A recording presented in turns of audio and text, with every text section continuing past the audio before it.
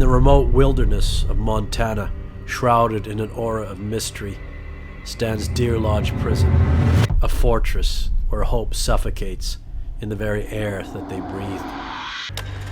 But this is no ordinary facility.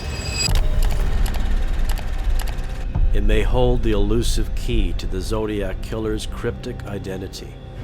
Within its oppressive walls, prisoners endured the cruel isolation of solitary confinement, their only natural light seen peering through a narrow peephole into the world beyond. Here, in solitary, they were suspended by their arms as if crucified, enduring days of relentless torment. Sustenance came in the form of overly salted pork, a merciless ration that left them begging for water, their parched cries echoing through the stone corridors. Imagine the chilling connection between a notorious serial killer and a solitary, enigmatic inmate they called the Loner, his violent, abusive past concealed for decades. Could the key to unraveling the Zodiac killer's identity have been hidden all this time, lying quietly in the shadows of this very prison? Prepare to embark on a journey through startling revelations, threatening everything you thought you knew about one of America's most infamous serial killers.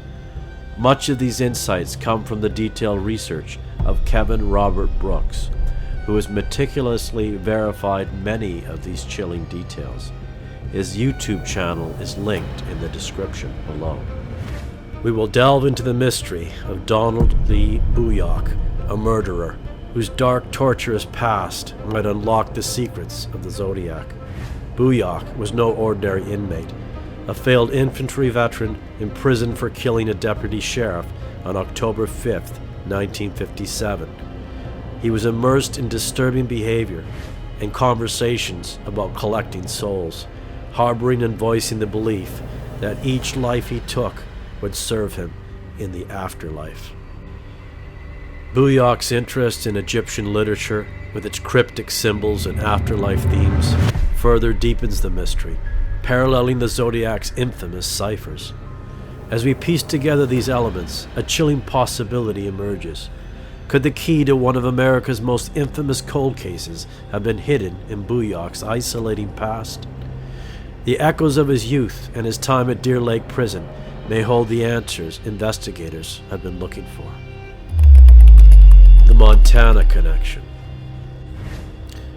Deer Lodge Prison in Montana stands as a silent sentinel, its weathered stones whispering secrets of the past. The prison looms against the backdrop of rugged mountains, its ancient walls echoing with the stories of the souls it confined inside. The atmosphere is thick with the weight of unspoken histories, where shadows linger and whispers carry tales of torture. Picture a serene day at Lake Berryessa, California, just north of Fort Ord, where Bujok served. The sun dances over the water, casting a peaceful illusion, but beneath the surface lies a chilling memory. Brian Hartnell, a survivor who faced the Zodiac killer and lived to tell the tale, recalls a haunting detail. The Zodiac, in a twisted moment of pride, boasted about escaping from a prison. Specifically, he named Deer Lodge in Montana. Bujok had been released from Deer Lodge almost 1 year prior. 3 days later, the first Zodiac victim fell. Coincidence? Perhaps. But the timing, along with other details, are hauntingly precise. Bujok was no ordinary inmate. Within the confines of Deer Lodge, he was a shadow among shadows, marked by bizarre behavior and unsettling whispers about collecting souls, a belief that each life he took would serve him in the afterlife. His presence was disturbing, even to the most hardened. He was a solitary, isolated figure whose mutterings in the prison boasted of a twisted collection of souls. Again, Bujok's release coincided with the onset of the Zodiac's terror. He left Deer Lodge in December 1968, and soon after, California was plunged into terror. Consider this, a man released from the very prison the Zodiac mentioned, harboring violent tendencies and disturbing beliefs. Soon after, a killer emerges, echoing these same twisted views. The Zodiac letters, filled with references to slaves and the afterlife, eerily mirror Bujok's prison conversations and interests in esoteric Egyptian afterlife literature. Witnesses noted Zodiac's peculiar speech, almost as if impaired. Remarkably, those who knew Bujok claim he shared the same slow, deliberate manner of speaking, a haunting cadence, each word a deliberate hint of the infused darkness within. A vehicle of death. In the haunting shadows of Deer Lodge Prison, Donald Lee Bujok's possible fascination with ciphers beckons us into the labyrinth of his mind. Yet another small piece of the Zodiac puzzle that might have been hiding in plain sight, a seemingly ordinary vehicle that could help unravel a 50-year-old mystery. Transport yourself to a fateful night in Vallejo, California on July 4th, 1969. The air was alive with the sound of distant fireworks at Blue Rock Springs Park. Amidst the celebration, a young couple, Mike Mageau and Darlene Farron, sat in the comfort of Farron's 1963 brown Chevrolet Corvair, unaware of the ominous presence that would soon shatter their fun. The hot and pleasurable night was abruptly broken when a stranger approached, forever changing their lives. Mageau, who miraculously survived the harrowing ordeal, provided investigators with a pivotal clue, a vivid description of the killer's car. In a twist of fate, this car bore an uncanny resemblance to Farron's own vehicle. Although the Corvair was common in the 1960s, Mageau's detailed account was surprisingly specific, describing the car's color and shape. But there was more. Mageau described the Zodiac as heavy-set, with a voice that carried a somewhat monotone quality, indicating an overly controlled and emotionless demeanor. Enter Donald Lee Bujok, whose physical characteristics align eerily with the Zodiac's description. Bujok was known for his heavy-set build and had a voice that matched the monotone quality Mageau described, suggesting a similar, controlled, emotionless demeanor, and he drove a car similar to Farron's. While these similarities don't conclusively convict Bujok as the Zodiac killer, in the world of criminal investigations, small details may sometimes converge to illuminate the truth. The physical and vocal similarities of Bujok, combined with the description of his car, adds another layer to the figure of Donald Lee Bujok. As we tread carefully through the evidence, consider another dark layer to this mystery: Bujok's time in solitary confinement at Deer Lodge Prison. Picture those long, solitary hours, possibly feeding an obsession with codes and ciphers, similar to the taunting message the Zodiac would later send. We know Bujok's fascination with Egyptian literature, but more importantly, we know also of how he was treated within the prison. The man behind the mask. Imagine witnesses painting the Zodiac in a myriad of hues, each adding a brushstroke to the mystery. Some envision him as heavy-set, others as a more moderate build.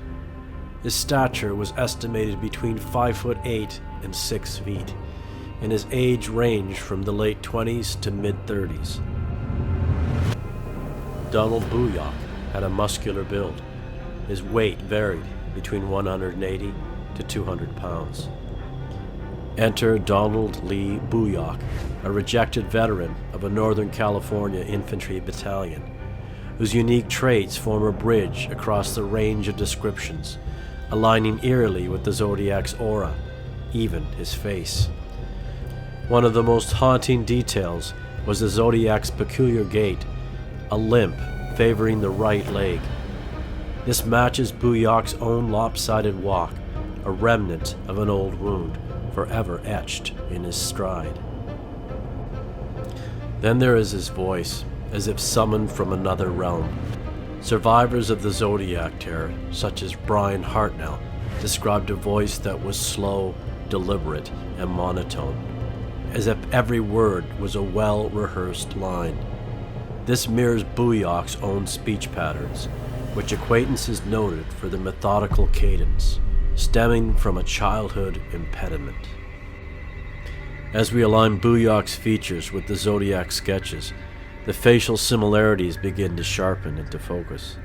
The high forehead, the strong jawline, and most notably the thin upper lip with a dent just below the bottom lip. All mirror the ghostly likenesses drawn from the eyewitness accounts. It's as if the Zodiac's descriptions, once trivial to us, crystallize through the prism of Bujok's features. These physical and behavioral traits, when gathered together, act like whispers in the dark. They compose a chilling portrait that resonates with the Zodiac. While not final confirmation, they weave a compelling list, suggesting we should delve deeper into Bujok's history for further revelations. The Halloween card. Among the pieces of evidence, one artifact stands out: the Zodiac's notorious Halloween card, a taunt filled with cryptic symbols and eerie illustrations that have long puzzled investigators. Through the lens of Donald Lee Bujok's past, the card unveils new layers of meaning, acting as a Rosetta Stone that, when decoded, aligns with Bujok's own torturous history in prison. The Halloween card is a masterpiece of hidden meanings. It reveals his secrets when aligned with Bujok's life events. The depiction of a skeleton hanging like Christ on a wall, hands spread, eerily hints at the torment Bujok endured 13 years prior. He had killed a deputy sheriff named Fawson in Montana and subsequently went to jail. Prisoners in solitary confinement at Deer Lodge were hung from the wall in a manner reminiscent of Christ, similar to the skeleton in the card. They were only able to peer through the small hole in a narrow iron door. This unsettling parallel finds a similar image in a Halloween card's inside design, where an eye hole at the top resembles the view from behind a brown door. Delivered in October 1970, this card becomes a haunting testament to Bujok's past. The card also seems to suggest Bujok's name with the word Boo at the top, and the seemingly random number 14 above the word Boo. It's the exact number of letters in the name Donald Lee Bujok. The 13 eyes on the card further hint at the act of killing a deputy sheriff exactly 13 years earlier to the month, in October 1957. The card was delivered in October of 1970. Further deepening the connection, another letter from the Zodiac mentioned his victims' slaves being forced to eat salted meat and pleading for water, eerily aligning with the harsh conditions Bujok himself experienced in Deer Lodge, Montana. These references echo the psychological and physical torment he endured behind bars. The card's fixation on slaves in the afterlife reflects Bujok's reported beliefs, suggesting that the card is more than a taunt. It's a manifesto of his twisted view and motivation. Conclusion. As these apparent disjointed breadcrumbs of evidence weave together, a tapestry emerges. The Zodiac's once indecipherable ciphers and letters begin to coalesce through the prism of Bujok's history. It's as if the killer left behind hints, relishing in their obscurity. Yet we must pause and ponder the nature of this evidence. While the connection between Bujok and the Zodiac are hauntingly accurate, they remain intangible, like shadows at dusk. The similarities in speech and walk, The prison back history and the eerie specific afterlife references paint a vivid portrait, but fall short of the definitive proof needed to close this story's chapter. The case against Donald Lee Bujok is compelling, but without some kind of DNA confirmation, the theory remains speculative. Until genetic confirmation with perhaps something like the DNA found on the Zodiac letters emerges, we are left to ponder the question: which suspect truly fits all the evidence? The Zodiac case continues to captivate and confound professionals and amateur sleuths alike, a reminder of the unresolved mysteries that linger in the shadows of the Zodiac.